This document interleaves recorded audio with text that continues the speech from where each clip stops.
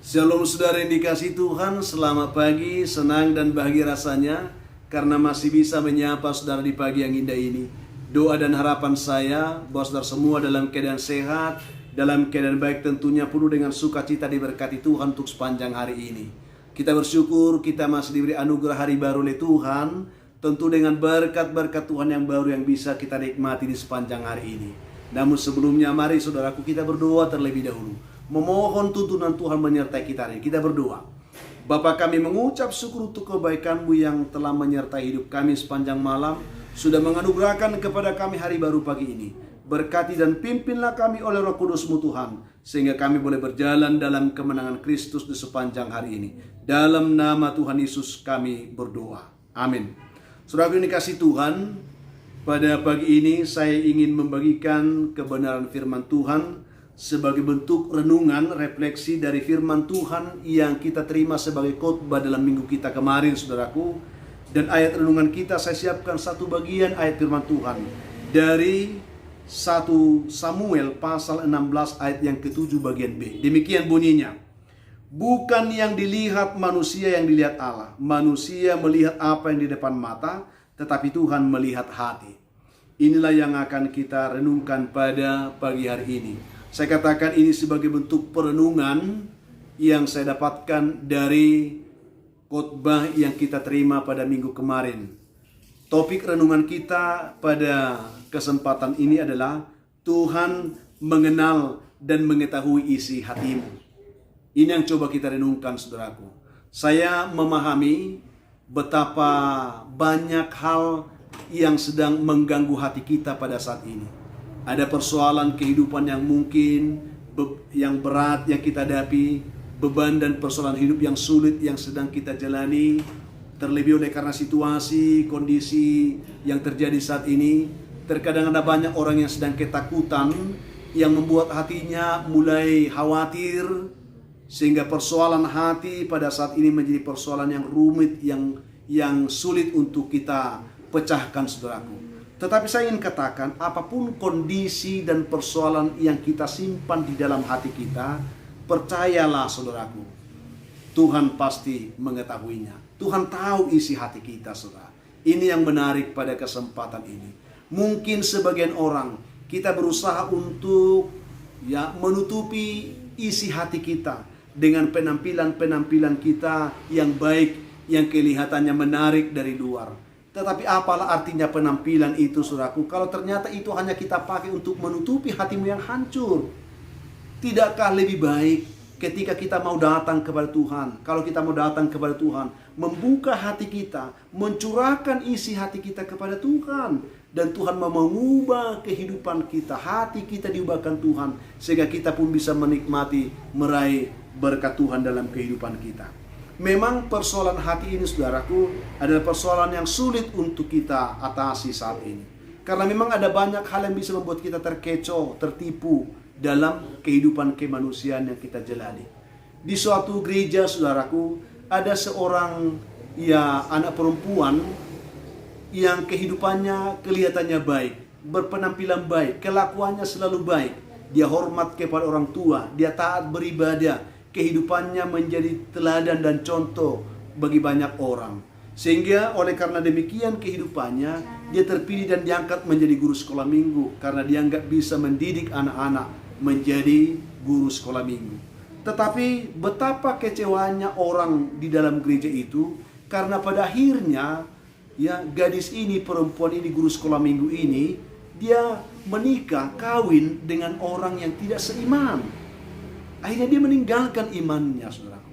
Pertanyaan, ada apa dalam hatinya? Ini yang perlu. Berarti orang berpikir selama ini dia berpenampilan bagus, berkelakuan baik, dia hanya menutupi perkara hatinya. Sebenarnya hatinya tidak beres, saudaraku. Apalah arti penampilan yang kita pertunjukkan kepada orang lain kelihatannya baik, kalau memang hati kita tidak benar di hadapan Tuhan? Tidak baik. Hati kita busuk, hati kita bobrok, saudaraku. Mari kita belajar untuk menyelidiki hati kita. Tetapi ada juga seorang anak muda sejak kecil dia menjadi anak yang nakal, yang selalu membuat keonaran, yang tidak pernah mau mendengarkan nasihat orang tua. Kemanapun dia selalu batu sandungan. Tetapi saudaraku, setelah dia menjadi besar dan dia merantau, kehidupannya berubah. Dia menjadi baik. Dia menjadi orang yang sayang kepada orang tua. Akhirnya dia menjadi orang yang memiliki keluarga yang baik, anak-anak baik, pekerjaan baik.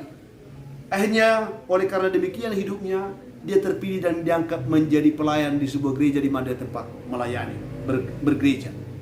Pertanyaannya, bukankah tadi kelakuannya tidak baik?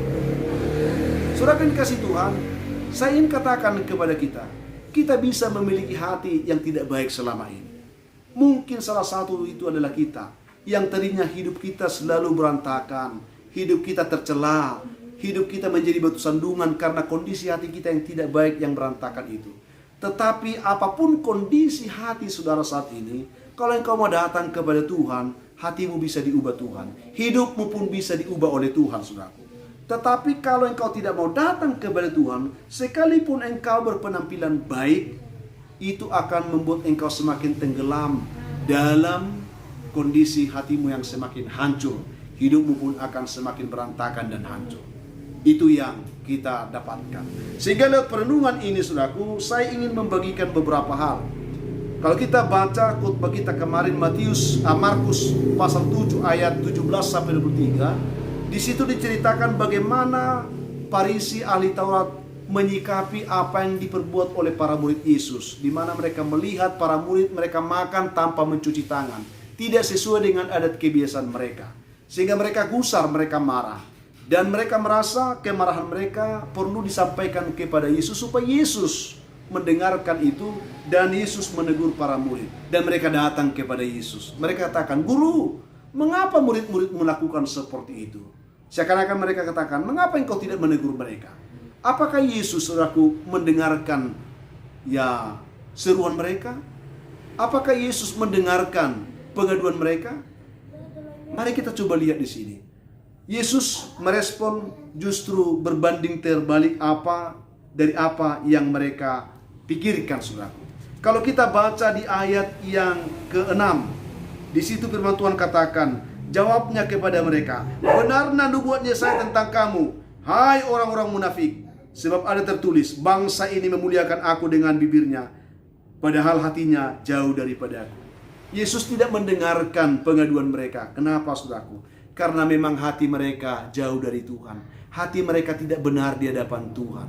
Adakah yang salah dengan pengaduan mereka? Tidak ada, saudara.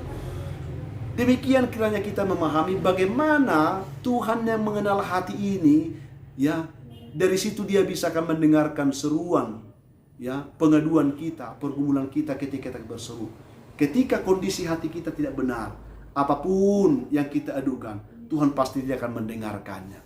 Saudara yang dikasihi Tuhan, mari sebelum kita berseru kepada Tuhan, pastikan engkau memiliki hati yang baik, hati yang dekat dengan Tuhan, hati yang mau bersekutu dengan Tuhan, bukan hati yang jauh dari Tuhan, saudara. Ini yang perlu. Karena Tuhan melihat hati, bukan melihat apa yang diungkapkan oleh mulut kita. Pengaduan mereka itu benar, menurut adat itu salah, menurut kebiasaan itu salah. Tetapi karena hati mereka jauh dari Tuhan, tidak benar di hadapan Tuhan, maka seruan mereka tidak didengarkan oleh Tuhan. Mari saudaraku, berapa banyak pengaduan kita tidak didengarkan oleh Tuhan. Karena mungkin hatimu jauh dari Tuhan. Karena mungkin hatimu tidak benar di hadapan Tuhan. Itu yang pertama. Dan yang kedua, saudaraku, ayat 7 dikatakan seperti ini. Percuma mereka beribadah kepadaku, sedangkan ajaran yang mereka ajarkan ialah perintah manusia. Mereka beribadah kepada Tuhan sepertinya beribadah. Sepertinya mereka melakukan firman Tuhan. Tetapi sesungguhnya mereka bukan melakukan firman. Mereka melakukan perintah manusia. Apa yang mereka perkatakan tentang firman, yang mereka percayai tentang firman, mereka tidak hidupi seperti itu. Artinya, kehidupan mereka tidak benar di hadapan Tuhan. Ini yang membuat sehingga seruan mereka tidak didengar. Mulut mereka memperkatakan Tuhan, tetapi kelakuan mereka yang mereka lakukan adalah adat istiadat manusia. Kedagingan, kemanusiaan mereka menonjol, saudaraku. Kalau kita berkata tentang Tuhan, baiklah hidup kita pun mencerminkan Tuhan, saudaraku. Maka hidup kita benar, seruan kita pun akan didengarkan oleh Tuhan. Itu yang kedua. Lalu yang ketiga, saudaraku, ayat 8 dikatakan seperti ini. Perintah Allah kamu abaikan untuk berpegang pada alat adat istiadatmu. Mengabaikan firman, saudaraku. Mengapa seruan kita sering tidak didengar oleh Tuhan? Karena kita abai firman Tuhan. Kita tidak hidup sesuai dengan firman Tuhan, saudaraku. Selama engkau hidup menurut hawa nafsumu, kedaginganmu, engkau tidak hidup sesuai dengan firman. Sekalipun engkau berseru dengan benar kepada Tuhan, engkau tidak akan didengarkan oleh Tuhan. Maka pada kesempatan pagi ini, benarkan hatimu, benarkan kelakuanmu, benarkan cara hidupmu, saudaraku. Maka seruan-seruan yang kau sampaikan kepada Tuhan juga akan didengar dan dijawab oleh Tuhan. Ini yang saya bagikan pada kesempatan ini. Lalu yang terakhir yang saya ingin sampaikan, mengapa seruan kita tidak dengar oleh Tuhan? Karena kita sering mengecewakan hati Tuhan, saudaraku. Kecewa Tuhan melihat hidup kita. Dari mana kita mengetahui itu? Setelah dikatakan, setelah mereka meninggalkan orang banyak itu, menyingkirlah mereka. Dan murid-murid Yesus bertanya kepadanya, dikatakan, apa arti perumpamaan itu? Apa arti yang kau ungkapkan itu, Guru? Ketika Yesus mengungkapkan tadi, mengapa seruan mereka tidak dengar? Karena hati, kelakuan, kehidupan mereka tidak sesuai dengan firman. Mereka katakan, apa maksudnya? Lalu Yesus katakan kepada mereka, saudaraku, maka jawab Yesus kepadanya, apakah kamu juga tidak dapat memahaminya? Ini bentuk kekecewaan Yesus, saudaraku. Yesus sudah mengajarkannya dengan terus terang. Tetapi murid yang setiap hari bersama dengan Yesus tidak bisa menangkap apa yang diajarkan Tuhan, apa yang dikatakan Tuhan. Bagaimana jadinya hidup kita kalau ternyata kita mendengarkan Tuhan tiap hari, tetapi kita tidak mengerti apa yang dikatakan Tuhan kepada kita. Ini yang sering membuat hati Tuhan kecewa. Mengapa seperti itu, saudaraku? Karena di ayat yang ke-16 dikatakan, barang siapa bertelinga untuk mendengar, hendaklah ia mendengar. Itu yang kita lihat di sini. Saudara dikasih Tuhan, kebenaran ini membukakan kepada kita mengapa kita sering mengecewakan Tuhan. Karena telinga kita tidak mau mendengarkan Tuhan, saudaraku. Mungkin kita sepertinya mendengar, tapi telinga kita tidak bisa, tertutup oleh karena seruan-seruan, bisikan-bisikan dunia yang menyesatkan kehidupan kita. Kita lebih membuka telinga kita kepada suara dunia daripada suara Tuhan. Sehingga kita tidak mengerti kehendak Tuhan dalam hidup kita. Mari, pada kesempatan ini, supaya kita boleh ditolong Tuhan, supaya kita boleh jawab Tuhan pergumulan-pergumulan kita, supaya kita boleh diberkati oleh Tuhan. Ada 4 hal, saudaraku, yang kita dapatkan pagi ini. Perbaiki hatimu. Ya, bereskan hatimu di hadapan Tuhan. Bereskan kelakuanmu. Buat hidupmu sesuai dengan firman. Dan jangan mengecewakan Tuhan dalam kehidupanmu. Supaya kau tidak mengecewakan Tuhan, buka telingamu, dengarkan Tuhan berbicara. Itulah yang bisa mengubah hatimu. Itulah yang bisa mengubah kehidupanmu. Sehingga engkau bisa diberkati oleh Tuhan dalam kehidupan ini. Itulah yang saya bagikan, Tuhan memberkati kita. Mari kita raih berkat Tuhan. Saya yakin ada banyak pergumulan-pergumulan yang kita hadapi, dan kita datang berseru kepada Tuhan supaya seruan kita didengarkan oleh Tuhan. Firman yang kita terima pagi ini, kita terima, kita hidupi, kita lakukan dalam hidup kita. Kita berdoa. Bapa, kami mengucap syukur untuk kebaikan-Mu yang menyapa kami pagi ini dengan firman yang kami terima ini. Berkatilah kami, perlengkapi kami supaya kami benar-benar mengetahui di tengah pergumulan kehidupan ini kami berseru Tuhan mendengarkan. Ketika hati kami benar, kelakuan kami benar, hidup kami sesuai firman, kami tidak mengecewakan Tuhan. Berkatilah umat-Mu mendengarkan, yang lemah kuatkan, yang putus asa beri harapan, yang berbeban berat Tuhan berikan mereka kelegaan, yang berduka dihiburkan Tuhan. Yang dalam pergumulan sakit penyakit, Tuhan Yesus yang baik, hamba berdoa terus bagi umat Tuhan saat ini yang dalam pergumulan sakit penyakit. Ada beberapa umat Tuhan yang bergumul karena sakit penyakit. Tuhan, ulurkan tangan-Mu, jamah, pulihkan, sembuhkan mereka dalam nama Tuhan. Yang sedang bergumul mencari pekerjaan, Tuhan berkati. Yang mengharapkan jodoh, diberkati Tuhan. Yang mengharapkan keturunan pun diberkati Tuhan. Hamba doakan juga umat Tuhan, anak-anak kami secara khusus yang bergumul dalam pendidikan, berkati mereka Tuhan, beri semangat belajar. Yang bersuka cita karena berulang tahun, penuhkan sukacita mereka, ajar mereka bersyukur pagi ini Tuhan. Hamba doakan umat-Mu pagi ini yang bergumul karena beban hidup yang berat. Ada begitu banyak mereka yang sedang bergumul karena persoalan hidup yang sulit, karena kuasa setan dan kuasa gelap. Tuhan yang baik, ulurkan tangan-Mu, jamah mereka, berkati mereka dalam nama Tuhan Yesus. Amin. Saudaraku yang kasih Tuhan, apapun keadaan hidup yang saudara hadapi di hari ini, saya mau tetap berpesan, tetap semangat, saudaraku. Jadi kuat dalam Tuhan, bersuka cita senantiasa. mengucap syukur atas segala sesuatu. Karena itu pasti kehendaki Tuhan dari kehidupan saudara di hari ini. Kalau saudara mempunyai beban, ada pergumulan hidup yang berat yang saudara hadapi, dan memang rindu didoakan, hubungi kami saudara, nomor telepon yang tertera di layar saudara. Kami siap membantu mendukung saudara dalam doa. Itulah komitmen kami. Dan kami juga berharap saudara akan membantu kami untuk mengembangkan pelayanan ini, membagikan video ini kepada banyak orang supaya banyak menonton, dan juga memberikan komentar yang baik di link YouTube kami, like, subscribe sebagai bentuk dukungan saudara, khususnya bagi yang belum, supaya kami bisa tetap melanjutkan pelayanan ini ke depan.